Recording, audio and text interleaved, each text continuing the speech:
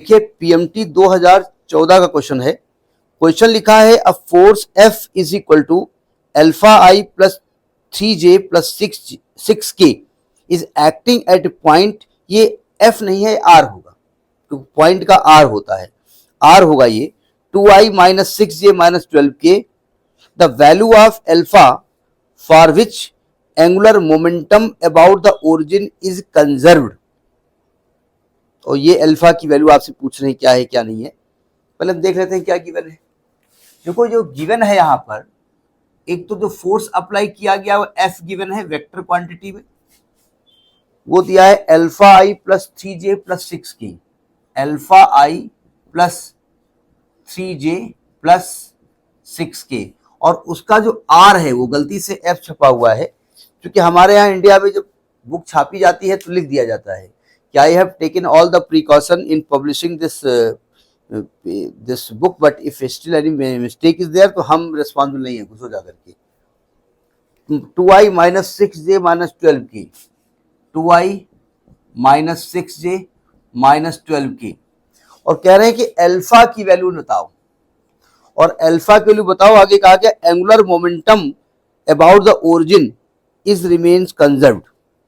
क्या मतलब हुआ जाकर के, एंगुलर मोमेंटम कंजर्व है, टाउ जो है कंजर्व है, कांस्टेंट है, इसका मतलब एंगुलर मोमेंटम टॉर्क, क्या बोल रहा हूं भाई, सॉरी, एंगुलर मोमेंटम क्या मतलब होता है, अल्फा, अच्छा अल्फा निकालना था, सॉरी अल्फा ये वाला है, क्या मैं लिख रहा हूं, एंगुलर मोमेंटम कांस्टेंट है, एंगुलर मोमेंटम कंजर्व है मतलब कांस्टेंट है।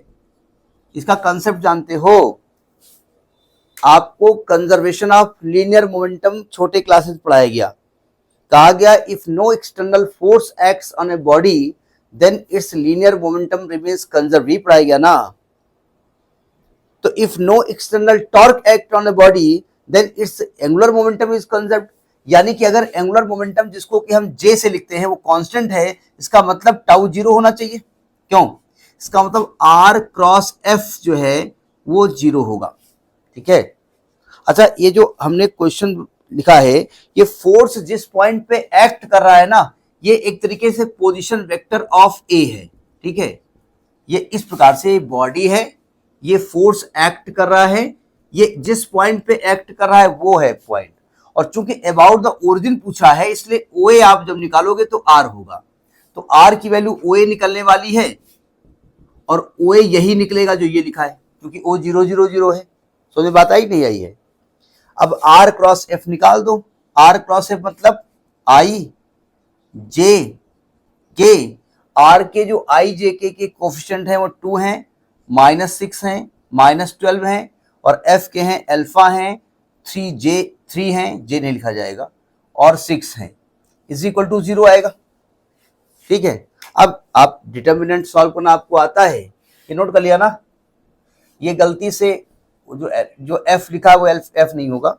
अब इसको खोल दीजिएगा, तो इसको जब खोलेंगे तो क्या आएगा, I के साथ क्या आने वाला है, माइनस का 36 माइनस का 36 यानी प्लस का 36, माइनस J के साथ J वाला रो कट गया, कॉलम कट गया, 6 दूनी 12, और माइनस तो प्लस का 12 alpha plus K cap, K का रो कट गया, कॉलम कट गया, 6 माइनस प्लस हो जाएगा 6 अल्फा बराबर 0। सॉल्व करो इसको, अल्फा के लिए क्या निकलेगी, अगर ध्यान से देखो तो कट जाएगा, यह आएगा आपका माइनस का J 12 प्लस 12 अल्फा प्लस का K 6 plus 6 alpha is equal to, इसको आप लिखोगे 0I plus 0J plus 0K, लिख सकता हूं ना मैं। अगर मैं कंपेयर करूंगा तो J का जो कोफिशिएंट है 12 प्लस 12 अल्फा वो 0 है, तो अल्फा की वैल्यू माइनस होना जाएगी, या तो यहां से निकालो या यहां से निकालो, दोनों ही केसेस में अल्फा आपका -1 निकलने वाला है। Have you got it? समझ में बात आई कि नहीं आई? तो ये आपका पीएमटी 2014 का क्वेश्चन है, ठीक है।